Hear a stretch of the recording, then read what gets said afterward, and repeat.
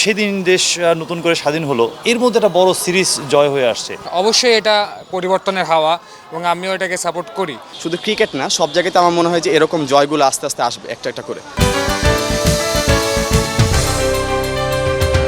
পুরো দেশের মতো যেন দেশের ক্রিকেটেও বইছে পরিবর্তনের হাওয়া। আর তার সরাসরি নজির তো দেখা যাচ্ছে বাংলাদেশ ক্রিকেট দলের সাম্প্রতিক পারফরমেন্সে। পাকিস্তানের মাটিতে তাদেরই বিপক্ষে 2-0 সিরিজ জয়। আসলে কি পাপন গংদের বিদায়ী পরিবর্তন হচ্ছে দেশের ক্রিকেটের প্রেক্ষাপটের? দর্শক, বাংলাদেশ দলের এই অভূতপূর্ব অর্জন নিয়ে কী ভাবছে দেশের সাধারণ মানুষ, তা নিয়ে থাকছে আজকের জনমত। আপনাদের সাথে আছি আমি আলিফ Chowdhury. First, you have to take it in your mind. The sun of independent Bangladesh is already risen. Just it is new. কিন্তু এই যে নতুন সূর্যের ধাক্কাও সারা দেশটাকে আলোকিত করেছে এবং করবে এবং সেটা এতটা করবে যেটা আমরা এখনও তো কল্পনাও করতে পারছি না। এই সেদিন দেশ নতুন করে স্বাধীন হলো, এর মধ্যে একটা বড় সিরিজ জয় হয়ে আসছে। যে বড় বড় দলগুলো পৃথিবীর, যেগুলো অস্ট্রেলিয়া বলি, ইংল্যান্ড বলি, এগুলো বাংলাদেশের সাথে খেলতে ভয় পাবে। পরাপর কয়েকটা সিরিজ বাংলাদেশ জিতেছে, কিন্তু এটা যে মানসিক শক্তি, এটা আমাদের ছিল না। বাংলাদেশের যে ইউনিটি, সেটা ছিল না। যে জন্য প্রত্যেকের স্থান থেকে আমরা আমাদের উন্নয়নে, আমাদের কাজের জন্য আমরা সেই দিতে পারিনি। এখন দেশটা কেমন যেন অন্য একটা সূর্যের আলোকে আলোকিত হয়েছে। এখন এই সূর্যের আলোতে সব সেক্টরগুলোই আস্তে আস্তে ভালো করবে।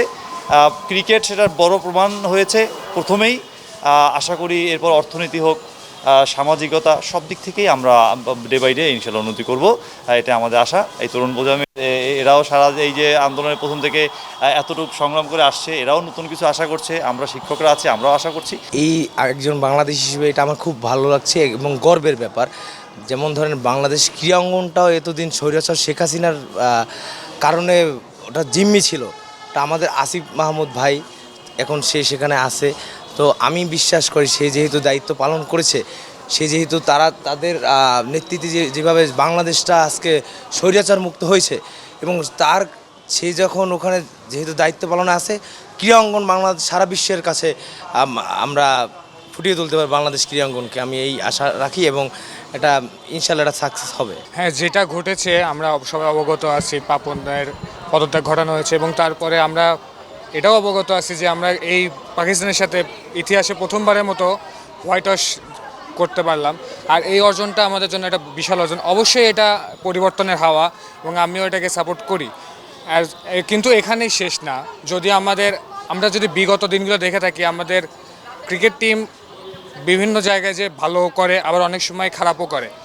সো আমার মতে তাদের কন্টিনিউয়াসলি প্র্যাকটিস চালিয়ে যাওয়া উচিত, তাদের ইমপ্রুভমেন্ট দরকার, তাদের ডেভেলপমেন্ট করতে হবে এবং তারা কখন যেন হাল না ছাড়ে, এটাই আমার কথা। তারা যদি কন্টিনিউয়াসলি দেশের জন্য খেলে যায়, দেশপ্রেম তাদের মধ্যে রেখে খেলে যায় এবং আমরা যত ফ্যান্স আছি তাদের কথা ভেবে যদি তারা নিজেদের ডেভেলপমেন্ট করে এবং তাদের অ্যাজ ওয়েল অ্যাজ কোচ, তারাও যদি তাদের সম্পূর্ণটা দিয়ে চেষ্টা করে, ইনশাল্লাহ আগামীতে আমরা আরও ভালো কিছু আশা করতে পারি। আপনারা দেশের সার্বিক পরিস্থিতি নিয়ে যে কথা বলছেন, আমাদের ক্রিকেট হচ্ছে বাংলাদেশকে পরিচিত করার একটা বৃহৎ একটা মাধ্যম। তো আমরা ইতিমধ্যে জানিয়েছি যে পাকিস্তানের সাথে আমাদের যে ক্রিকেট ম্যাচটি হয়েছে, তাতে আমরা 2টি ম্যাচই জয়লাভ করে সিরিজ প্লাস বাংলা ওয়াশ, যেটা বলা হয় বাংলা ওয়াশ করা হয়েছে। তো সকল ক্ষেত্রে আমরা পরিবর্তন দেখতে পাচ্ছি।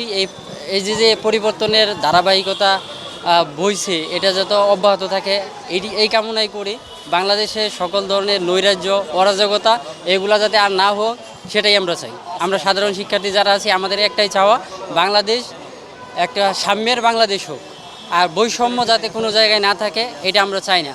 আমরা চাই বাংলাদেশের যে সাধারণ শিক্ষার্থীরা আছে, মেধার মাধ্যমে বাংলাদেশের যে সর্বোচ্চ স্তরে যাতে পৌঁছে যাইতে পারে, এটাই হচ্ছে আমাদের কাম্য। আমাদের বাংলাদেশ ক্রিকেট বোর্ডের যে সমস্যাটা ছিল মেনলি, যে আপনার ক্রিকেট বোর্ড ধরেন বা হচ্ছে বাফুফে ধরেন, যে প্রথম দিকের যারা সারিতে, এদের হচ্ছে প্রবলেমগুলো থেকে শুরু হয়। তো পাপন যাওয়ার কারণে আমাদের এত বিশাল জয় পাইছি নাকি পাই নাই, এটা কিন্তু তার থেকে বড় ব্যাপার হচ্ছে যে একটা মন মানসিকতা চেঞ্জ হচ্ছে এখানে।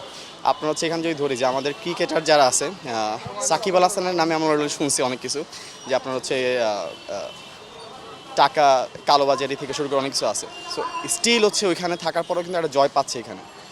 তো আমি যদি এখানে ধরি যে জাস্ট পাপন না, আপনার প্লেয়ারদের ভিতরে একটা মানসিকতা একটা চেঞ্জ আসছে, এখানে চেঞ্জ আসার পর থেকেই কিন্তু আপনার দেশের জন্য যে খেলতেছে কাজ করতেছে, এখান থেকে আমার মনে হয় যে একটা বড় একটা জয় আসছে।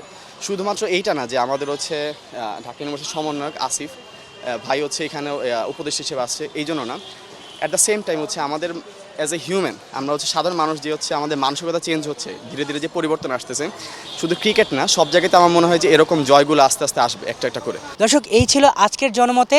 আবার দেখা হবে আগামী কোনো পর্বে। ততদিন ভালো থাকুন, সুস্থ থাকুন আর বাংলা ভিশনের সাথেই থাকুন।